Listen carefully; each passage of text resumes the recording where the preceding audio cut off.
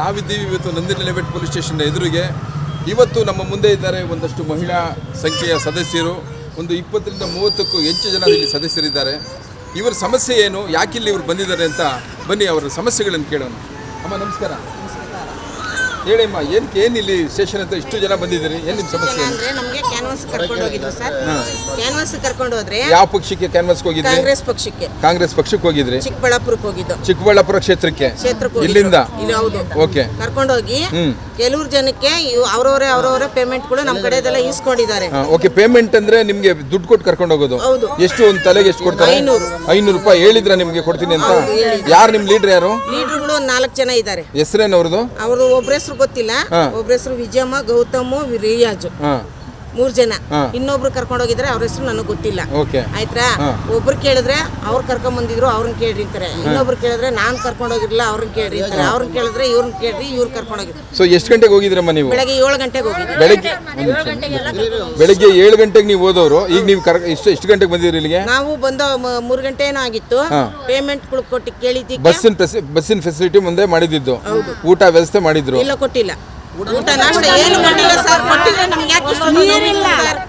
ಕೊಟ್ಟಿದ್ರೆ ಯಾಕೆ ಇಷ್ಟು ನಾವು ಬೇವರ್ಸಿ ನನ್ನ ಮಕ್ಕಳು ಕೊಟ್ಟಿದ್ರೆ ನಮ್ಗೆ ಯಾಕೆ ಇಷ್ಟಿತ್ತು? ನಾವು ಸರ್ ಒಂದು ಬಾಟ್ಲು ನೀರು ಸಹಿತ ಕೊಟ್ಟಿಲ್ಲ ಸರ್ ಕುಡಿಯಕ್ಕೆ ನಮ್ಗೆ. ಬೇವರ್ಸಿ ನನ್ನ ಮಕ್ಕಳು ಮಾತಾಡೋ ಕೂಡ ನಮ್ಗೆ ಹೆಂಗ್ ಆಯ್ತೈತೆ ಅನ್ಬೇಡ.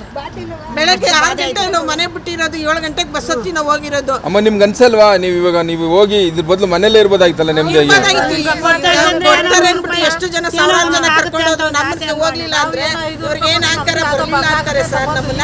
ನಿಮ್ಮ ಕಾಂಗ್ರೆಸ್ ಮುಖಂಡರಿಗೆ ಇದು ಗೊತ್ತಾಗಬೇಕಲ್ವಾ? ಯಾರು ಕರ್ಕೊಂಡೋಗಿರೋರಿಗೆ ಯಾರು ಹೇಳಿದ್ರ ನೀವು? ಹೇಳಿದಿವಲ್ಲ,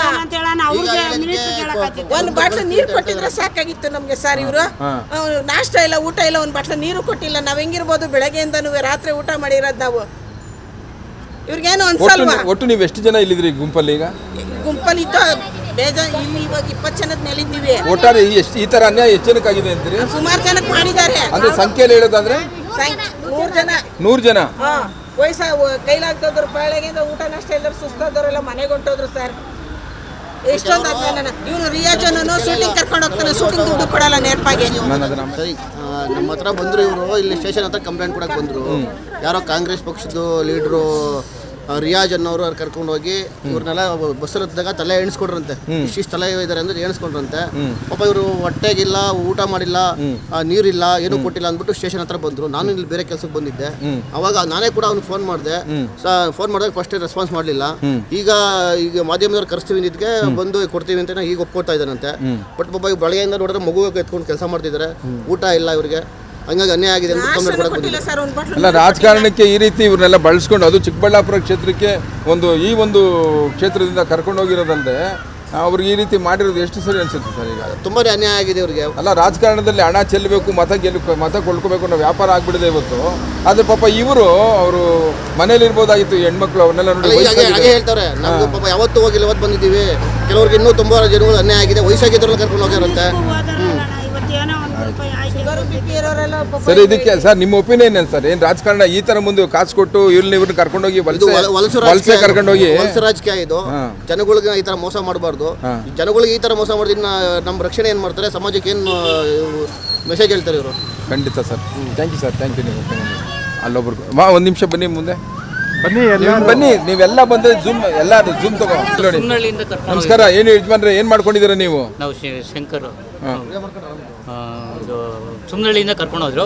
ಎಷ್ಟು ಜನ ಹೋಗಿದ್ರಿ? ಚಿಕ್ಕಬಳ್ಳಾಪುರದಿಂದ ಒಂದೊಂದು ಬಸ್ ಚೆನ್ನಾಗಿ ಹೋಗಿದೆ ಸರ್. 50 ಜನ. ಎಷ್ಟು ಬಸ್ ಇಲ್ಲಿಂದ ಹೋಗಿದ್ದು?